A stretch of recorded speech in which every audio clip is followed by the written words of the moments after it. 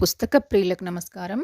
మనం ఇప్పుడు 'యండమూరి వీరేంద్రనాథ్' గారు రచించిన 'విజయంలో భాగస్వామ్యం' అనే పుస్తకంలో మొదటి భాగం 'అంతర్గత విజయంలోని నేను' అనే విభాగంలోని మిగతా విషయాల గురించి తెలుసుకుందాం. ఆనందంలో నేను 25 సంవత్సరాల క్రితం హైదరాబాదులో ఆల్ఫ్రెడ్ హిచ్కాక్ తీసిన 'వెర్టిగో' అన్న సినిమా విడుదలైంది. అందులో హీరోయిన్ పేరు కిమ్ నోవాక్. ఆంధ్రదేశానికి ఒకప్పుడు శ్రీదేవి ఎలాగో, హాలీవుడ్లో ఆ రోజుల్లో ఆమె అలా నంబర్ 1 హీరోయిన్‌గా చెలామణి అయ్యేది. దానికి తోడు హిచ్కాక్ దర్శకుడు కావడంతో థియేటర్ బయటంతా జనం ఇసుక వేస్తే రాలనంతగా ఉండేవారు. వెర్టిగో అనేది ఒక వ్యాధి. పైనుంచి కిందకి చూడడానికి భయపడే వ్యక్తులకుండే ఈ వ్యాధిని వెర్టిగో అంటారు. మనం ఈ వ్యాధిని మన ప్రవర్తనకి, జీవన విధానానికి కూడా అన్వయించుకోవచ్చు. మనమున్న వృత్తంలోంచి బయటపడడానికి లేదా కొంచెం చొరవ తీసుకుని కొత్త మార్గంలో పయనించడానికి భయపడుతూ ఉంటాం. అలా అని మనమున్న వృత్తంలో కంటిన్యూ అవ్వడానికి కూడా ఏదో అసంతృప్తి ఫీల్ అవుతూ ఉంటాం. ఈ రకమైన అసంతృప్తితోనే కాలం వెళ్లదీస్తూ ఏదో ఇలా జరిగిపోతోంది, బాగానే ఉంది కదా అన్న ఆత్మవంచనతో బ్రతికేస్తూ ఉంటాం. దీనికి వెర్టిగో వ్యాధికి పెద్ద తేడా లేదని చెప్పడం నా ఉద్దేశం. ఇదంతా ఎందుకు చెప్పాల్సి వచ్చిందంటే, ఆ సినిమాలో నటించిన కిమ్ నోవాక్ ఆ తర్వాత 2 సంవత్సరాల్లోనే రిటైర్ అయిపోయింది. అంత అత్యున్నత స్థాయికి ఎదిగి ఒక్కొక్క సినిమాకి $1 మిలియన్ పారితోషికం పుచ్చుకున్న ఆ నటీమణి అలా అకస్మాత్తుగా రిటైర్ అవ్వడం గురించి అందరూ విస్మయం వెలిబుచ్చారు. ఈ సంఘటన జరిగిన 20 సంవత్సరాల తర్వాత ఆమె అలా అర్ధాంతరంగా రిటైర్ అవ్వడం గురించి మార్క్ డగ్లస్ తన పుస్తకంలో రాసిన ఒక వ్యాసాన్ని నేను చదవడం సంభవించింది. కిమ్ నోవాక్ తండ్రి ఒక కూలి. తన చుట్టూ ఒక వృత్తం గీసుకుని భార్యా పిల్లలకి మానసికంగా దూరంగా ఉంటూ వారిని ఒక విధమైన బోనులో ఉంచాడు. కిమ్ నోవాక్ పెద్ద నటీమణి అయిన తర్వాత వివిధ దర్శకులతో పనిచేయడం సంభవించింది. హిచ్కాక్, హ్యారీ, ఓటో లాంటి దర్శకుల వద్ద ఆమె పనిచేసినప్పుడు తండ్రిలో ఏ విధమైన క్రమశిక్షణను చూసిందో అదే విధమైన కఠినమైన క్రమశిక్షణను వారిలోనూ గమనించింది. అయితే ఆమె మనస్తత్వానికి అది సరిపడలేదు. ఎంత డబ్బు వచ్చినా, ఎంత కీర్తి ప్రతిష్టలు వచ్చినా మరొక వైపు అసంతృప్తి కూడా పెరగసాగింది. వెర్టిగో సినిమాలో నటించిన 2 సంవత్సరాల తర్వాత ఆమె రిటైర్మెంట్ ప్రకటించి ఒక డాక్టర్ని వివాహం చేసుకుంది. పిల్లల్ని కన్నది. తల్లిదండ్రుల్ని చేరదీసింది. ఒక చిన్న గ్రామంలో నివసిస్తూ ఆ ఊరి వారందరికీ తలలో నాలుకలా మసులుకున్నది. ఒక ఇంటర్వ్యూలో ఆమె, నా తల్లిదండ్రుల్ని, నా దగ్గరి వాళ్ళని, నా గ్రామస్తుల్ని అందరినీ నేను నా మనుషులుగా చూసుకోగలుగుతున్నాను. వాళ్ళందరూ నాకు నేను పెంచుతున్న మొక్కల్లాగా, నా కుటీరం పక్కనే ఉన్న సముద్రం తాలూకు అందాల్లాగా కనబడుతున్నారు. ఇంతకన్నా ఆనందం నాకేముంటుంది అని చెప్పింది. ఇదంతా ఎందుకు రాయాల్సి వచ్చిందంటే, పైన ఉదహరించినట్లు చాలామంది వ్యక్తులు తమ జీవిత విధానానికి, తమ ఆనందానికి సరైన లంకె వేయలేరు. ఒక వృత్తంలోంచి బయటకు రావాలంటే ఎంతో సాహసం కావాలి. ఇక్కడ డబ్బు, కీర్తి ముఖ్యం కాదు. కొంతమంది వ్యక్తులకి ఎంత డబ్బు ఉన్నా ఏదో అసంతృప్తి ఉంటుంది. అయినా తాముంటున్న వృత్తంలోంచి బయటపడే ప్రయత్నం చేయలేరు. ఒక్కోసారి సంపాదన చాలా అవసరం అవుతుంది. ఈ వృత్తంలోంచి బయటపడితే ఈ సంపాదన ఉండదు కదా అన్న అభద్రతా భావం మనసుని తొలిచేస్తూ ఉంటుంది. కనీసం ఆ వృత్తంలో ఉంటూనే మరో రకమైన ఆనందాన్ని అన్వేషించడం ఎలాగో తెలియదు. ఇటువంటి వాళ్ళందరికీ కిమ్ నోవాక్ ఆత్మకథ ఒక పాఠం. ఇదే విధమైన విశ్లేషణ గృహిణులకు కూడా అన్వయించుకోవచ్చు. ప్రొద్దున్నే లేవడం, భర్తకి పిల్లలకి వంట చేయడం, వాళ్ళు వెళ్ళిపోయాక ఇల్లు సర్దుకోవడం, మళ్ళీ వాళ్ళు ఎప్పుడొస్తారా అని ఎదురు చూడడం, మళ్ళీ వాళ్ళొచ్చాక వండి వడ్డించడం, ఇంతకన్నా జీవితంలో ఇంకేం లేదు అనుకునే సగటు గృహిణులు మనకి కొత్త కాదు.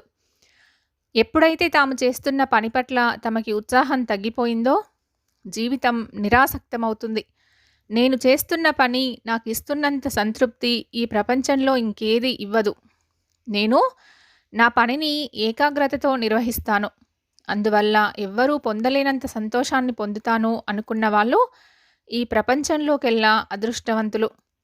నేను ఏ పనిని ఏ విధంగా నిర్వర్తిస్తున్నానో అదే నా వ్యక్తిత్వాన్ని నిర్మిస్తుంది అన్న విషయం తెలుసుకుంటే అదే సంతృప్తికి పరాకాష్ట.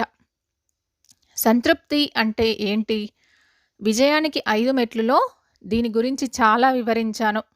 ఖలీల్ జీబ్రాన్ నుంచి భగవద్గీత వరకు ఉదాహరణలు వ్రాసాను. సంతృప్తి అంటే నిరంతరం ఆనందంగా ఉండడం. సంతృప్తి అంటే భవిష్యత్ పట్ల చింత లేకపోవడం, కేవలం ఆలోచనే ఉండడం. సంతృప్తి అంటే ఒక గోల్కి దగ్గరగా వెళ్ళటంలో ఆనందం పొందడం. రేపు తెల్లవారుతుంది అంటే తెలియని ఉత్సాహంతో మనసు పరవళ్ళు తొక్కడం. అంతా సంతృప్తే. ఇండియా గెలవడం, క్యాన్సర్కి మందు కనుక్కోబడడం నుంచి అమ్మాయి నవ్వటం, పెళ్లి చూపుల్లో అబ్బాయి నచ్చటం, ఆషాఢమాసం వెళ్ళిపోవడం వరకు కాదేది సంతృప్తికి అనర్హం. మనం ఇక్కడ చర్చిస్తున్నది వైవాహిక జీవితంలో సంతృప్తి గురించి కాబట్టి ఎక్కువ వేదాంతంలోకి, ప్రాపంచిక చింతనలోకి వెళ్లకుండా ఆలోచిద్దాం. సంతృప్తి ముఖ్యంగా ఇద్దరి మధ్య ఈ క్రింది అంశాలపై ఆధారపడి ఉంటుంది. 1 బాధ్యత, 2 హక్కు, 3 దృక్పథం, 4 ఆశ, 5 నవ్వు, 6 సంభాషణ, 7 అభినందన, 8 విమర్శ. బాధ్యత. గిల్ట్ అంటే ఇంగ్లీష్లో తప్పు అనే అర్థం, కానీ ఫ్రెంచ్లో ఇదే పదానికి ఇంకో అర్థం ఉంది, బాధ్యత అని. ఆశ్చర్యం ఏమిటంటే ఇంగ్లీషులో ఈ పదం ఫ్రెంచ్ భాష నుండే తీసుకోబడింది, అర్థం మాత్రం మారిపోయింది. ఎక్కడైతే ఒక బాధ్యత ఉందో అక్కడ ఒక తప్పు చేయటానికి కూడా అవకాశం ఉంది. అలా అని ప్రతి బాధ్యత ఒక తప్పుగా పరిణమించవలసిన అవసరం లేదు. ఎప్పుడైతే ఒక పనిని మనం ఆనందంగా కాకుండా బాధ్యతగా స్వీకరించామో అప్పుడే త్యాగాలు, విషాదాలు, అసంతృప్తులు మొదలవుతాయి. నేను ఈ పని చెయ్యాలి కాబట్టి చేస్తున్నాను అనుకోవడం, ఈ పని నా కోసం కాదు ఇతరుల కోసం చేస్తున్నాను అనుకోవడం అర్థం లేని త్యాగం కింద రూపాంతరం చెందుతాయి. వివాహం ఒక బాధ్యత. దాన్ని ఆనందంగా స్వీకరించకపోతే ఇంగ్లీష్ గిల్ట్ అవుతుంది, స్వీకరిస్తే ఫ్రెంచ్ కిస్ అవుతుంది. 2 హక్కు. ప్రతి మనిషికి తను ఎలా బతకాలో ఎంపిక చేసుకునే హక్కు ఉంది. కానీ దురదృష్టవశాత్తు మనలో చాలామంది ఈ హక్కు గురించి మర్చిపోయి ఎవరో తమని శాసించినట్టు బ్రతికేస్తూ ఉంటారు. పైగా దానికి కర్మ అనో ఇంకేం చేయగలను అనో పేరు పెట్టుకుని సంతృప్తి పడుతూ ఉంటారు. నా బాధని, కోపాన్ని, దుఃఖాన్ని, విషాదాన్ని నేను ఎంపిక చేసుకోగలను. అలాగే నేను నా భావాల్ని ఖచ్చితంగా బయటికి వెల్లడించగలను. ఏ వ్యసనమో నన్ను డామినేట్ చేయదు. నా అలవాట్లు నాకెప్పుడూ ఆనందమిస్తూనే ఉంటాయి, కానీ అవి వ్యసనాలుగా మారవు. అదేవిధంగా ప్రేమ ప్రకటించడం, రొమాన్స్ చేయడం, దాంపత్య జీవితం మొదలైన విషయాల్లో కూడా నాకు ఏ రకమైన ఆనందం కావాలనుకుంటానో దాన్నే అనుభవిస్తాను. అనవసర త్యాగాలు చేయను. అలా అని నా అభిప్రాయాలు అవతలి వారిపై బలవంతంగా రుద్దను. వాళ్ళని నా మార్గంలోకి తెచ్చుకోవడానికి ప్రయత్నిస్తాను. లేదా వాళ్ళ మార్గంలోకి వెళ్ళడం నాకు ఆనందకరమైతే ఆ విధంగా వెళ్ళడానికి సంశయించను అన్న ఫిలాసఫీ ఉన్నతమైనది. 3 దృక్పథం. ఒకే ప్రమాదాన్ని 2 కోణాల్లో చూడవచ్చు. ఏం జరిగినా అది మన మంచికే అనుకోవడం ఒక పద్ధతి. కొంపలు మునిగిపోతున్నాయేమోనని భయపడడం మరొక పద్ధతి. ఈ రెండూ కాకుండా ఏదైనా ఒకటి జరిగితే ఆ జరిగిన దాంట్లోంచి ఎలా లబ్ధి పొందాలా అని ఆలోచించి ఆ విధంగా పనిలో కొనసాగడం మూడో పద్ధతి. ఇదే ఉత్తమమైనది. మొదటిది కర్మ సిద్ధాంతం, రెండవది నిరాశావాదం, మూడవది ప్రత్యక్షాత్మక దర్శనం. ఒక ఉదాహరణ చూద్దాం. సింగరేణి కాలరీస్లో చాలా కాలం పాటు సమ్మె జరిగినప్పుడు ఇద్దరు ఇన్సూరెన్స్ ఏజెంట్లు 2 విధాలుగా ఆ పరిణామం పట్ల ప్రతిస్పందించారట. అసలే సమ్మెలో కార్మికులున్నారు కాబట్టి తన వ్యాపారమంతా నాశనమైపోతోంది అని ఒక ఏజెంట్ అనుకుంటే, కార్మికులు ప్రస్తుతం ఖాళీగా ఉన్నారు. నేను చెప్పేది వినడానికి వాళ్ళ దగ్గర కావాల్సినంత సమయం ఉంది. ఈ సమ్మె పూర్తవగానే తమ జీతభత్యాలు పెరుగుతాయన్న ఆశతో ఉన్నారు. ఇదే సరైన సమయం. అందువల్లే నేను చాలా బిజినెస్ చేయగలను అని మరొక ఏజెంట్ అనుకున్నాడు. ఒకే పరిణామం పట్ల ఒకే వృత్తిలోని ఇద్దరు వ్యక్తులు వేర్వేరు విధాలుగా ప్రతిస్పందించడం అంటే ఇదే. 4. ఆశ. జీవితంలో అన్నిటికన్నా ముఖ్యమైన పరిణామం వివాహం. ఒక ఉద్యోగం నచ్చకపోతే మరొక ఉద్యోగంలోకి వెళ్ళిపోవచ్చు. ఒక వ్యాపారంలో నష్టం వస్తే మరొక వ్యాపారం ప్రారంభించవచ్చు. కానీ వివాహం అలా కాదు. ముఖ్యంగా స్త్రీకి విడాకులు తీసుకోవాల్సిన పరిస్థితి అంటూ వస్తే ఆ తర్వాత పునర్వివాహం చేసుకోవడం లేదా మళ్ళీ వైవాహిక జీవితంలో ఆనందం పొందడం అనేది అంత సులభం కాదు. అందువల్ల ఈ పరిణామం పట్ల చాలా జాగ్రత్త వహించవలసి ఉంటుంది. ఈ అధ్యాయం కేవలం నేనుకి సంబంధించింది కాబట్టి ఈ పరిణామాన్ని ఏ విధంగా మనకి అనుగుణంగా మలుచుకోవాలి అన్నది ఇక్కడ చర్చిద్దాం. ప్రతి వ్యక్తికి వివాహం పట్ల కొన్ని ఆశలు, ఆశయాలు, అందమైన భావాలు ఉంటాయి. భవిష్యత్తులో తన జీవితం ఎలా నిర్దేశించబడుతుందో అది అవతలి వ్యక్తి మీద ఆధారపడి ఉంటుందని ప్రతి వ్యక్తి అనుకోవడం జరుగుతుంది. అయితే అవతలి వ్యక్తి కూడా ఈ వివాహం అనే వృత్తంలో ప్రవేశిస్తున్నప్పుడు అదే ఆలోచనలు, ఆశలతో ప్రవేశించడం జరుగుతుంది అని మనం ఇక్కడ గుర్తించాలి. అందువల్ల మనం ఏది ఆశిస్తున్నామో అది ఇవ్వగలగాలి. అవతలి వ్యక్తి మన నుంచి ఆశించేవి చాలా చిన్న చిన్న విషయాలు. కొద్దిగా జాగ్రత్త తీసుకుంటే వీటిని ఇవ్వడం పెద్ద కష్టం కాదు. మన పట్ల అవతలి వ్యక్తి ఎంత ఉత్సాహము, శ్రద్ధ చూపించాలని మనం ఆశిస్తామో అవతలి వ్యక్తి కూడా మన నుంచి అదే ఆశిస్తారు. నిజాయితీతో కూడిన శ్రద్ధ ఎప్పుడైనా సరే భాగస్వామికి సంతోషాన్నిస్తుంది.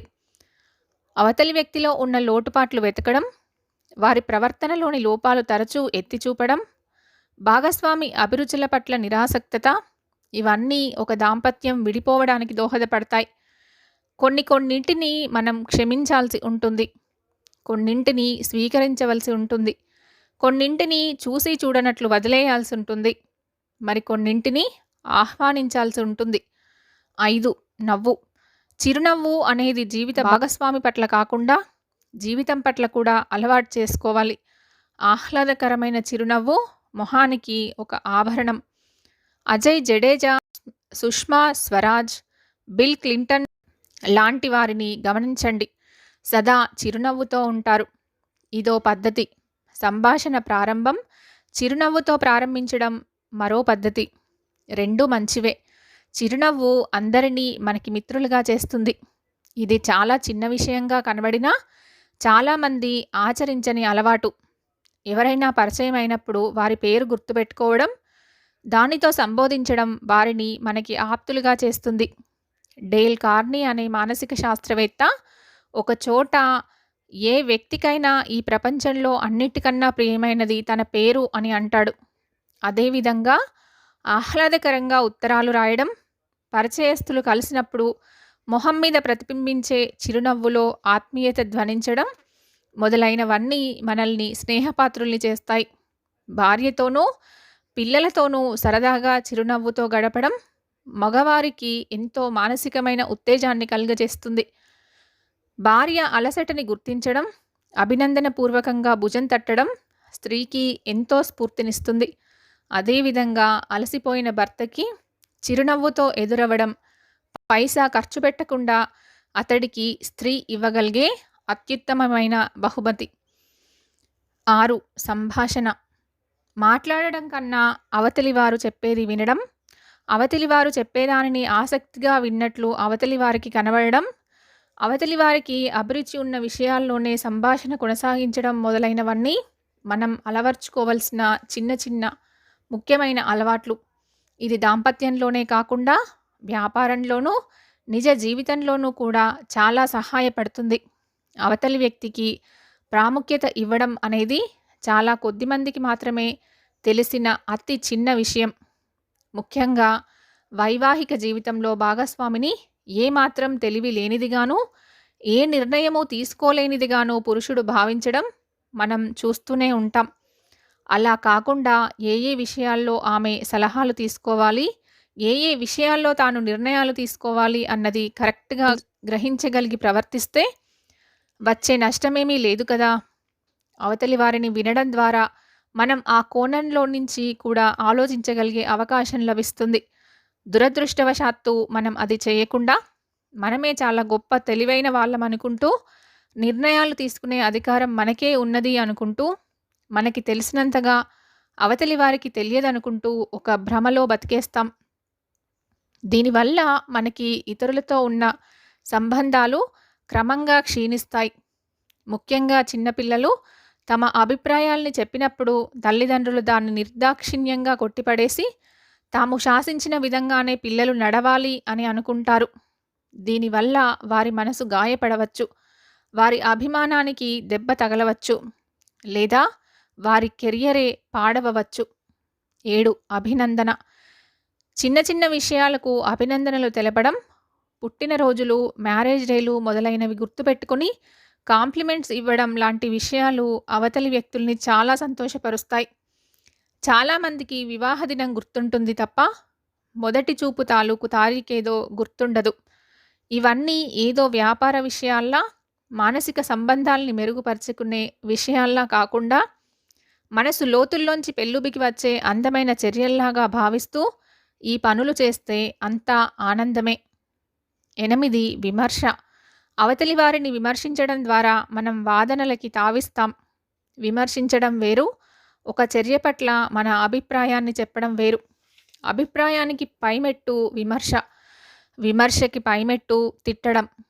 మనకి అధికారం ఉంది కదా అని అవతలి వారిని విమర్శించడమో, తిట్టడమో చేస్తే ఒక సంబంధం పూర్తిగా పాడైపోతుంది.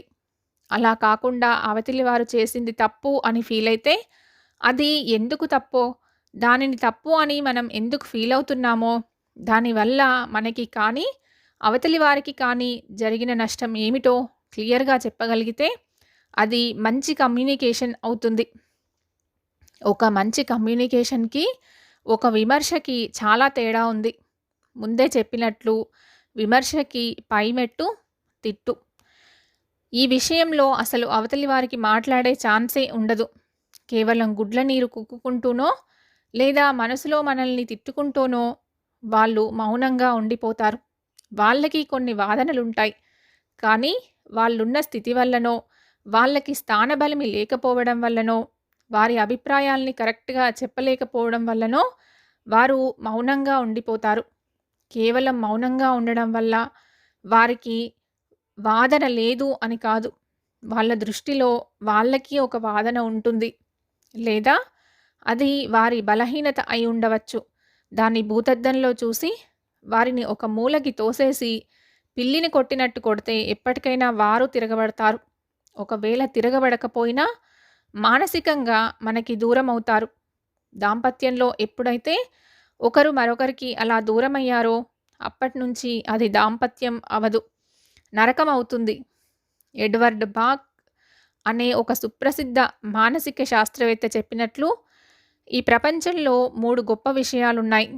ఎత్తైన శిఖరం, లోతైన సముద్రం, మంచి మనస్సున్న మనిషి. ఈ మూడింటిని మనం పూజించాలి. ఈ కొటేషన్ చాలా గొప్పది. కానీ చిత్రమేంటంటే, గొప్ప మనసు నిర్మించుకోవడం పెద్ద కష్టమేమీ కాదు. ఒక ఎత్తైన శిఖరం ఎక్కడం కన్నా, ఒక లోతైన సముద్రం లోపలికి దిగడం కన్నా ఇది నిజంగా సులభమైన విషయమే. కావాల్సిందల్లా పట్టుదల, ఆనందంగా బ్రతకాలన్న తపన. ఆనందం అనేది ఒక పన్నీరు లాంటిది. దాన్ని అవతలి వారి మీదికి జల్లితే ఆటోమేటిక్‌గా కొన్ని చుక్కలు మన మీద కూడా పడతాయి. ప్రమాదంలో నేను. మనిషి విజయానికి ప్రథమ ఆటంకం ప్రమాదం అయితే అవ్వొచ్చేమో గానీ, అంతకన్నా ముఖ్యమైన ఆటంకం ప్రమాద భావన. ప్రమాదానికి, ప్రమాద భావనకి చాలా తేడా ఉంది. చాలా వరకు ప్రమాదాలు నిజమైన ప్రమాదాలు కావు. కేవలం భయాలు మాత్రమే. భయం కలిగించినంత నష్టం నిజంగా ఆ ప్రమాదం కలిగించదు. ప్రమాద భావనలోనే మనిషి అసలు స్వరూపం బయటపడుతూ ఉంటుంది. దానికే మూడ్ అని పేరు పెట్టుకుంటాడు. నాకు మూడ్ బాగాలేదు, ఆ మూడ్‌లో నేనేం చేశానో నాకే తెలియదు. ఆవేశం వస్తే నా మూడ్స్ మారతాయి. నేను మనిషిని కాను. నా మూడ్ బాగాలేదు. ఏ పని చేయలేకపోతున్నాను. నేనా మాట అనకుండా ఉండాల్సింది. ఆ మూడ్‌లో అనాలోచితంగా అనేశాను. మొదలైన స్టేట్మెంట్లు మనం తరచూ వింటూ ఉంటాం. ఇవన్నీ ప్రమాద భావనలే. విజయంలో భాగస్వామ్యం ఇద్దరు వ్యక్తులకి సంబంధించింది కాబట్టి ఈ విషయానికి ఇంత ప్రాముఖ్యత వచ్చింది. నేను అనబడే నేను నా ప్రమాద భావనలతో అవతలి వ్యక్తిని మానసికంగా గాయపరచకూడదు అన్న ఇంగిత జ్ఞానాన్ని మనం తరచూ మర్చిపోతూ ఉంటాం. ప్రమాద భావనతో నోటికొచ్చినట్లు మాట్లాడుతూ ఉంటాం. అయితే ఇక్కడో అనుమానం రావచ్చు. నాకంత కొంపలంటుకుపోయే ప్రమాదాలు ఏమీ లేవు. అయినా నాకు చిరాకు, నోటి దురుసు ఎక్కువ. కారణం ఏంటి అని కొందరు సమాధానం తెలుసుకోవాలంటే అసలు ప్రమాద భావన అంటే ఏంటో విశ్లేషించుకోవాలి. ప్రమాద భావన, ప్రమాద తీవ్రత అనేది దాని అంతిమ పరిణామం వల్ల కాకుండా దాని పట్ల మనం ప్రతిస్పందించే తీరుపై ఆధారపడి ఉంటుంది. అదే ప్రమాద భావన. ఒక చిన్న ఉదాహరణ చెప్తాను. 24/6/1997 రోజు దినపత్రికలో ఒక వార్త వచ్చింది. సుమతి అనే 19 ఏళ్ల అమ్మాయి వంటింట్లో పనిచేస్తుండగా చెయ్యి తగిలి నూనె సీసా పగిలి గచ్చంతా ఒలికింది. అది తల్లి చూసి తిడుతుందేమో అని చాలా భయపడిపోయింది. విషం మింగి ఆత్మహత్య చేసుకుంది. ఎంత విస్మయం గొల్పే విషయం. నిజంగా ఇలాంటి వ్యక్తులుంటారా అనిపిస్తోందా? మనలోనే ఏదో ఒక మూల ఇటువంటి వ్యక్తి ఉంటాడు. నూనె పారబోస్తేనే భయంతో మనం ఆత్మహత్య చేసుకోకపోవచ్చు. అంత భయం మనకి లేకపోవచ్చు కానీ పిల్లి ఎదురొస్తే శకునం మంచిది కాదని లోపలికి వెళ్ళే వ్యక్తులు మనకి కొత్త కాదు. అదే అంతర్గత ప్రమాద భావన. తర్కరహితమైన ఏ ఆలోచనైనా అంతర్గత ప్రమాద భావనని కలిగిస్తుంది. ఒక్కొక్కసారి మన అకారణ విసుగుకి కూడా ప్రమాద భావనే కారణమవుతుంది. కొందరెప్పుడూ చిద్విలాసంగా ఉండడానికి కారణం ప్రమాద భావన లేకపోవడమే. ఒక వ్యక్తి ప్రవర్తనకి ఈ భావనకి ఎక్కడెక్కడో లింక్ ఉంటుంది. ఒక్కోసారి మనం మూడ్ బాగోదు. ఎందుకు బాగోలేదో ఎంత ఆలోచించినా తట్టదు. కారణం ఎక్కడో ఉంటుంది. అది గుర్తుకు రాదు అంతే. ఈ క్రింది ఉదాహరణ చూడండి. వాళ్ళు కొత్త దంపతులు. సాయంత్రం సినిమాకి వెళ్దామన్నాడు భర్త. ఆమె సరే అంది. అతడు ఆఫీస్ నుంచి వచ్చి నిర్లిప్తంగా ఉండిపోయాడు. ఆమె అప్పటికే తయారై ఉంది. అతడేమీ మాట్లాడకపోయేసరికి తనే కదిపింది. రేపు వెళ్దాంలే అన్నాడు. అదేంటి పొద్దున మీరే చెప్పారుగా నిష్ఠూరంగా అంది. చెప్తే వెళ్ళాలని రూలేమైనా ఉందా?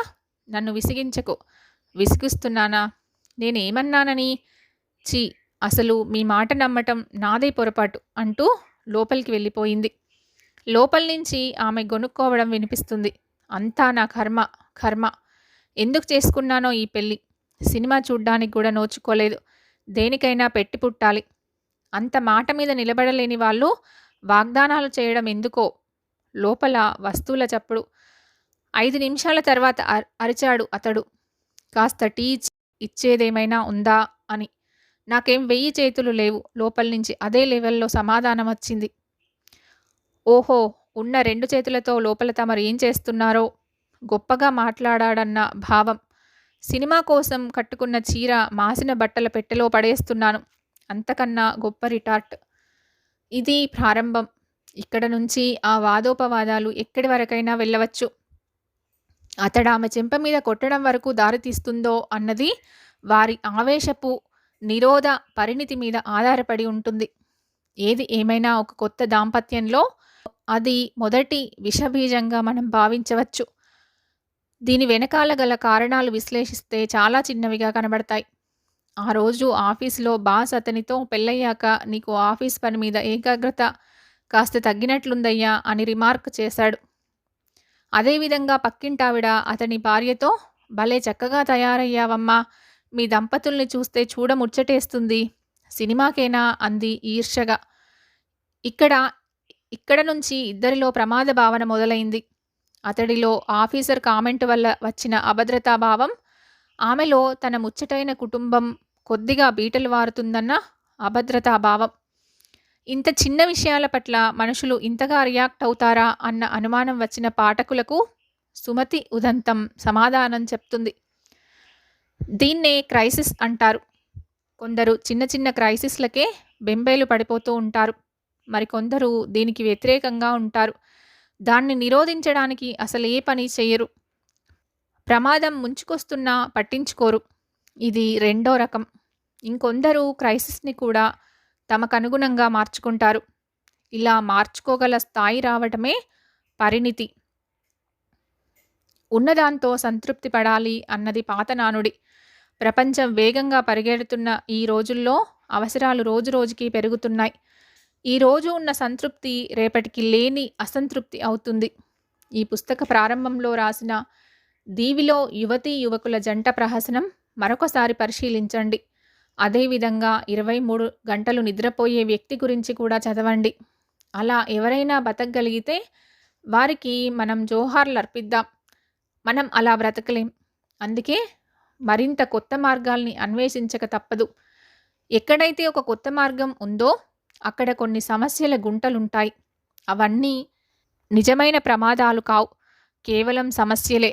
ఆ సమస్యల వల్ల ఎప్పుడైతే ప్రమాదభావం ఏర్పడిందో అప్పుడు విజయంలో భాగస్వామ్యం దెబ్బతింటుంది. ఇది ఒక గుండ్రటి వలయం. మరెలా? దీనికి ఒక మార్గం ఉంది.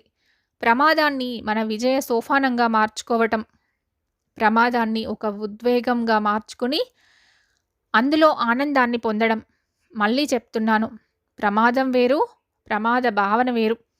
ఒక నిజమైన యోధుడు తన పరాక్రమాన్ని నిరూపించుకోవడం కోసం ఏ విధంగా యుద్ధం కోసం ఎదురు చూస్తాడో ఆ విధంగా ప్రమాదం కోసం ఎదురు చూడడం, అన్నిటికన్నా ముఖ్యంగా కొత్త ప్రమాదాలను ఆశించడం.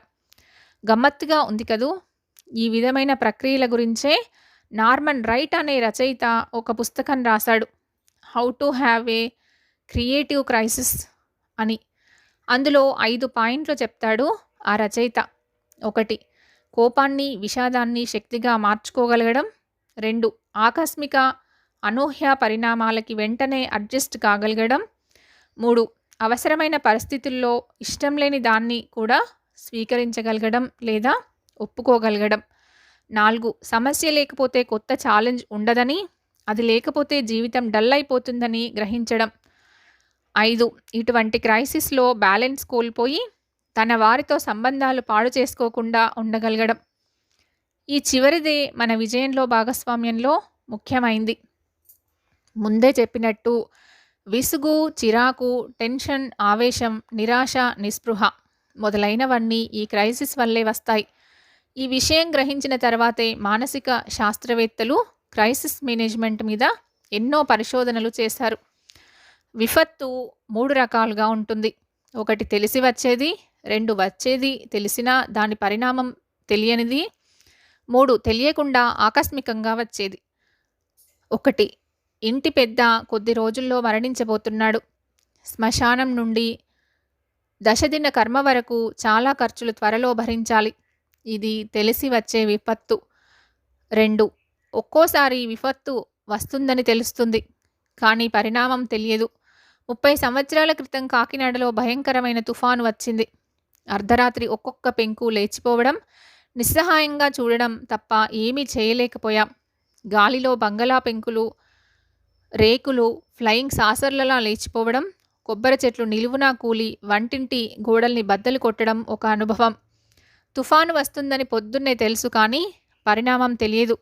అందువల్లే తగిన జాగ్రత్తలు తీసుకోలేకపోయాం. 3.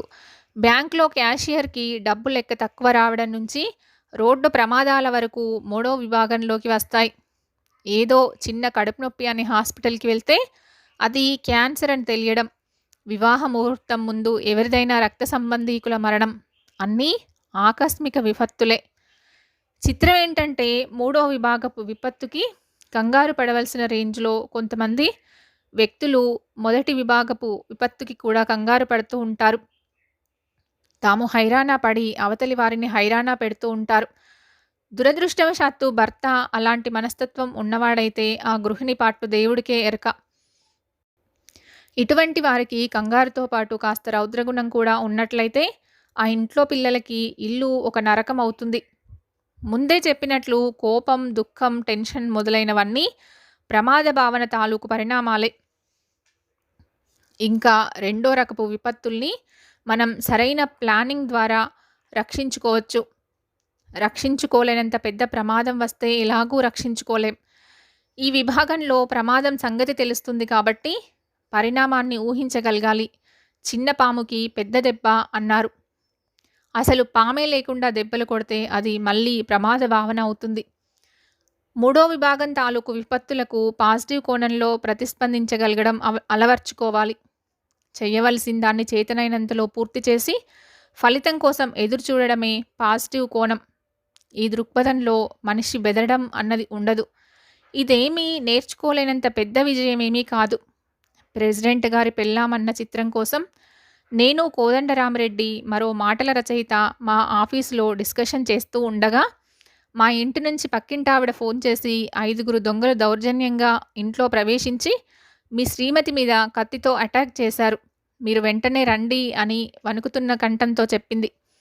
10 నిమిషాల్లో మేమక్కడున్నాం. బాత్రూంలో దొంగల చేత బంధించబడి ఉన్న పని మనిషి అదృష్టవశాత్తు బయటపడడంతో బీరువా తాళాల కోసం కత్తితో హింసిస్తున్న వాళ్ళు అరుపులు విని పారిపోయారు. పోలీసులు ప్రాథమిక దర్యాప్తు పూర్తి చేస్తున్నారు. చిన్న గాయాలకు కుట్లు వేసిన డాక్టరు ఇంజెక్షను చేశాను. మరో 5-6 గంటల వరకు ఆమె లేవరు అన్నాడు. అప్పటికీ ఈ వార్త తెలిసి ఆమె తల్లిదండ్రులు వచ్చారు. ఇదంతా అరగంటలో సర్దుకుంది. దర్శకుడు, రచయిత పై రూంలో కూర్చుని ఉన్నారు. 3 కాఫీ కప్పుల ట్రేతో పైకి వెళ్ళి వారికి కాఫీ అందిస్తూ అన్నాను, ఇంటర్వెల్ వరకు వచ్చినట్టున్నాం అని. మెటీరియలిజం గురించి, సెంటిమెంట్లు లేకపోవడం గురించి, స్వోత్కర్షల గురించి, ప్రేమాభిమానాల గురించి నేనిక్కడ చర్చించబోవడం లేదు. అనవసరమైన టెన్షన్ల గురించి, దాన్ని మనసులో పెట్టుకొని పని సరిగ్గా చేయలేకపోవడం గురించి, ఒక అపాయం వచ్చినప్పుడు మనం చేయగలిగిందంతా చేసేశాక దాన్ని మర్చిపోగలిగే కంపార్ట్మెంటలైజేషన్ గురించి మాత్రమే చెప్తున్నాను. మొదటి విభాగానికి మూడో విభాగానికి ఉన్న తేడా, ఆ పై స్థాయి వీటిని విశ్లేషించడమే ఇక్కడి ఉద్దేశం. ఇలాంటి మనస్తత్వం వేదాంత గ్రంథాలు, భగవద్గీత, వివేకానందుడి చరిత్ర మొదలైనవి చదవడం ద్వారా వస్తుంది. లేదా మానసిక శాస్త్రవేత్తల పుస్తకాల పఠనం ద్వారా వస్తుంది.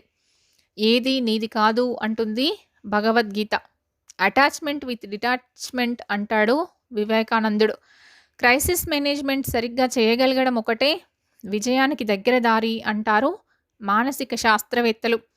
ఎవరు చెప్పినా ఒకటే. విపత్కర పరిస్థితి వచ్చినప్పుడు మనిషిలో మనిషి బయటపడతాడు. ఆ లోపలి మనిషి కూడా మామూలు మనిషిలా ప్రవర్తించగలిగే స్థాయికి వెళ్ళాలి. అప్పుడు ఈ టెన్షన్లు, చిరాకులు ఉండవు. కుటుంబ సభ్యుల్లో ఎవరికైనా ఒంట్లో నలతగా ఉంటే పక్కనే కూర్చుని ఏ పుస్తకమో చదువుకుంటూ గడపడం పేషెంట్కి ఎంతో రిలీఫ్నిస్తుంది. అనవసరంగా కంగారు పడడానికి, పై విధంగా రిలీఫ్నివ్వడానికి, నిర్లక్ష్యంగా ఉండడానికి మధ్య చిన్న తేడాని గుర్తించండి. నిరంతర ఆత్మశోధన పుస్తకాలు చదవడం వల్ల వస్తుంది. పుస్తకాలు చదివే కొద్దీ జ్ఞానం పెరుగుతుంది. జ్ఞానం పెరిగే కొద్దీ తాపత్రయం తగ్గుతుంది. త్రయం అంటే 3. తాపం అంటే దుఃఖం. తాపత్రయం అంటే 3 రకాలుగా కలిగే దుఃఖం. మొదటిది దైవిక తాపం, అంటే భగవంతుడి వల్ల కలిగేది. అగ్ని ప్రమాదాలు, భూకంపాలు మొదలైనవి. ఇవి కేవలం 1% మాత్రమే బాధిస్తాయి.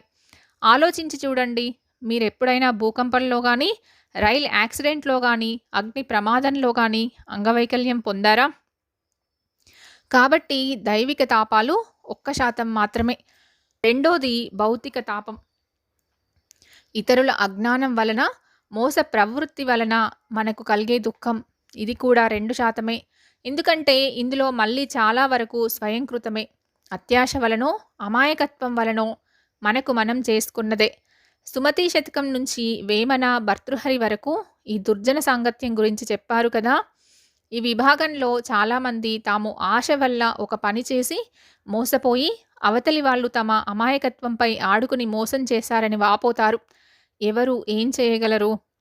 మూడోది ముఖ్యమైనది అంతర్గత తాపం. మనలోని కోరిక వల్ల కలిగే దుఃఖం. ఇది 97%. ఎప్పుడైతే ఈ తాపం పోయిందో దుఃఖం ఉండదు. బుద్ధుడు చెప్పిన ఫిలాసఫీ ఇది. ముక్తి అంటే విడుదల. తాపత్రయం నుండి విడుదల అవ్వడమే ముక్తి. ముక్తి అంటే ప్రేమ లేకపోవడం కాదు, బంధం నుంచి విడివడడం కాదు. సరైన రీతిలో ప్రేమని ప్రపంచంపై చూపిస్తూ దుఃఖం నుంచి విడుదల కావడం. బ్రతికి ఉండగానే ఇటువంటి ముక్తి పొందిన వారిని ఏ బాధలు బాధ పెట్టలేవు. భర్త హింసించలేరు, భార్యలు గయ్యాలులు కాలేరు, పిల్లల వల్ల టెన్షన్ ఉండదు. ఇదంతా వేదాంతమో వైరాగ్యమో కాదు, ఆనందించడం, నిరంతరం ఆనందించడం. అనవసరమైన సెంటిమెంట్లు, ఆధారపడడాలు, అపోహలు, అవతలి వారికి నష్టం కలిగించే పనులు చేయకుండా, నైతిక తర్కాలు లేకుండా ఆనందించడం. హంస పాలని నీటిని విడగొట్టి పాలని భుజించినట్లే ప్రతి పనిలోనూ సుఖాల్ని దుఃఖాల్ని విడగొట్టి కేవలం సుఖాన్ని ఆస్వాదించడం మీకు వస్తుంది. ప్రయత్నించి చూడండి. ఒకసారి ఆ ఆనందం అనుభవించడం మొదలు పెడితే విడవబుద్ధి వెయ్యదు. కోపం, దుఃఖం, టెన్షన్ వగైరాలు దరిచేరవు. నిరంతరం మన అద్దంలో మనం కనబడుతూనే ఉంటాం. మనకి మనమే మాస్టర్లమవుతాం.